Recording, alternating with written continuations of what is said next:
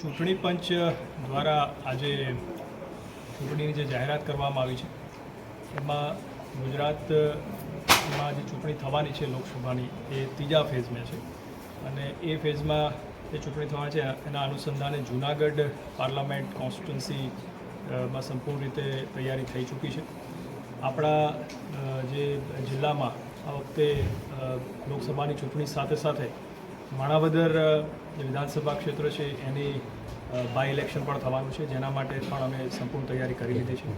જિલ્લામાં આપણે વાત કરીએ તો ચૂંટણીનું નોટિફિકેશન 12 એપ્રિલે જે બહાર પડશે અને ઉમેદવારી પત્રકો છે 19 એપ્રિલ સુધી ભરી શકાશે.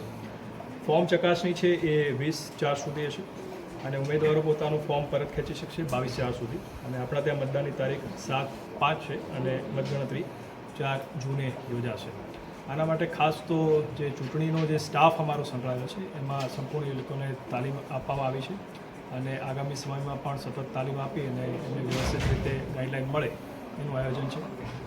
આપણી પાસે પૂરતા પ્રમાણમાં સ્ટાફ પણ છે અને સાથે સાથે જે EVM હોય એનું પણ આપણને ચૂંટણી પંચ તરફથી જે આપવામાં એનું FLC વગેરે થયેલું છે અને એનું રેન્ડમાઇઝેશન કરી અને અમને વિવિધ AROને એ પહોંચાડી દઈશું. જે પોલિંગ સ્ટેશન છે એમાં જે તૈયારી કરવાની હોય છે એ પણ પૂરી થઈ છે. સાથે સાથે મતદારો જે મતદાન કરવા આવશે તેના માટે જે બેઝિક સુવિધાઓ આપણે આપવી પડે એમાં પાણીની વ્યવસ્થા હોય, ટોયલેટની વ્યવસ્થા હોય, રેમ્પની વ્યવસ્થા હોય, હેલ્પ ડેસ્ક હોય, આ પણ આપણે સંપૂર્ણ રીતે એન્શ્યોર એમાં કર્યું છે. ઉપરાંત જે ખાસ જો જે દિવ્યાંગ મતદારો છે એમને કોઈ તકલીફ ન પડે એના માટે અમે પોલિંગ સ્ટેશન ઉપર એમાં અમારા વોલેન્ટિયર્સ છે એ પણ રાખશું અને વ્હીલચેર એની પણ સુવિધાઓ રાખશું. આ વખતે ચૂંટણી પંચની જે ગાઈડલાઇન છે એ મુજબ જે 40% કે તેનાથી વધારે જે દિવ્યાંગતા ધરાવતા હોય અને 85 વર્ષથી વધારે ઉંમરના જે મતદારો હોય એના માટે હોમ વોટિંગની પણ સુવિધા છે, એની પણ અમે તૈયારી કરી છે. એટલે એ ચૂંટણી પંચની જે ગાઈડલાઇન છે એનું સંપૂર્ણ રીતે આમાં પાલન કરવામાં આવશે. ઉપરાંત જે મહિલા અમારો પોલિંગ સ્ટાફ હોય એના દ્વારા સંચાલિત સંપૂર્ણ હોય એવા મતદાન મથકો અમે દરેક વિધાનસભા ક્ષેત્ર દીઠ 10 રાખવાના છે અને જે અમારા દિવ્યાંગ જે અમારો સ્ટાફ છે પોલિંગ સ્ટાફ એના દ્વારા સંચાલિત હોય એવા દરેક વિધાનસભા ક્ષેત્ર દીઠ અમે એક આમાં અમે રાખવાના છે, જે સંપૂર્ણ જે ઇલેક્શનો છે એ ત્યાં પોલિંગ સ્ટેશન ઉપર એને મેનેજ કરશે. ઉપરાંત ચૂંટણી ખર્ચની વાત કરીએ તો ચૂંટણી ખર્ચમાં આપ જાણો છો એ પાર્લામેન્ટરી કોન્સ્ટિટ્યુન્સીમાં 95 લાખની એની લિમિટ છે અને વિધાનસભામાં 40 લાખની એની મર્યાદા છે. એટલે એક્સપેન્ડિચરનું આખું જે મોનિટરિંગ માટે અમારા DDOશ્રીને અમે જવાબદારી આપી છે. એના માટે જે એક્સપેન્ડિચરનો જે સેલ છે એ પણ ક્રિએટ થઈ ગયો છે. એના માટેની વિવિધ ટીમ હોય FST, SST એ તમામની રચના પણ થઈ છે અને આજથી આદર્શ આચાર સંહિતા પણ લાગુ થઈ ગઈ છે. એટલે અમે આખા જિલ્લામાં આગામી 72 કલાકમાં NCCની તમામ જે ગાઈડલાઇન છે એનું સંપૂર્ણ રીતે પાલન થાય એ એન્શ્યોર અમે કરાવી લઈશું.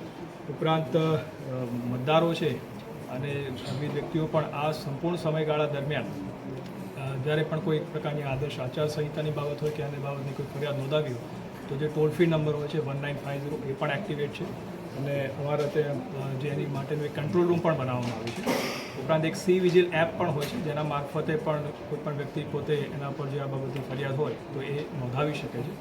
ઉપરાંત જે વોટર હોય એના માટેના વોટર હેલ્પલાઇન એપ છે એની બાબતથી વિવિધ મતદારો છે પોતે પોતાનું જે મતદાન મથક ક્યાં છે, ચૂંટણી કાર્ડ છે, આ બધી બાબતો પણ એ એપ પરથી મેળવી શકે છે.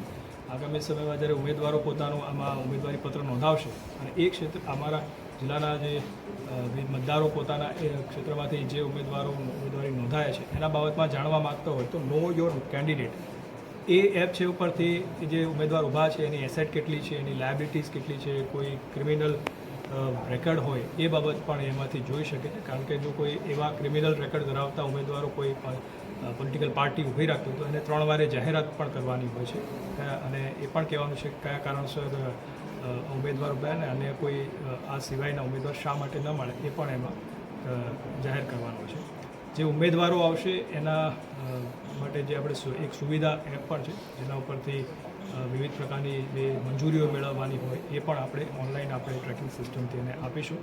અમારો પ્રયાસ જે ખાસ એ રહેશે કે સમગ્ર જે પ્રોસેસ છે ઇલેક્શનની એ દરમિયાન તમામ ઉમેદવારોને તમામ જે પક્ષો છે એને એક લેવલ પ્લેઇંગ ફિલ્ડ મળી રહે અને તમામ એક પ્રકારના પ્લેટફોર્મ પર રહી અને પોતે ચૂંટણીમાં જે કાર્ય એમણે ઝંપલાવ્યું છે એ ચૂંટણીમાં એમને લેવલ પ્લેઇંગ ફિલ્ડ આપી એ અમે ખાસ અમારી આશય રહેશે. એમાં એસપી શ્રી પણ ખાસ ખૂબ વિજિલ છે અને સિક્યોરિટી સ્ટાફ જે અમારે નિમણૂક કરવાનો હોય એના બાબતની પણ સંપૂર્ણ એમને તૈયારી કરી છે. અને ઉપરાંત જે પણ અમે બહારથી પણ ફોર્સ મળશે તો જ્યાં જ્યાં એવા કોઈ પોલિંગ સ્ટેશન અથવા વિસ્તાર જણાશે ત્યાં અમે ચોક્કસ એમાં વધારે સતર્ક રહી અને સંપૂર્ણ રીતે નિષ્પક્ષ રીતે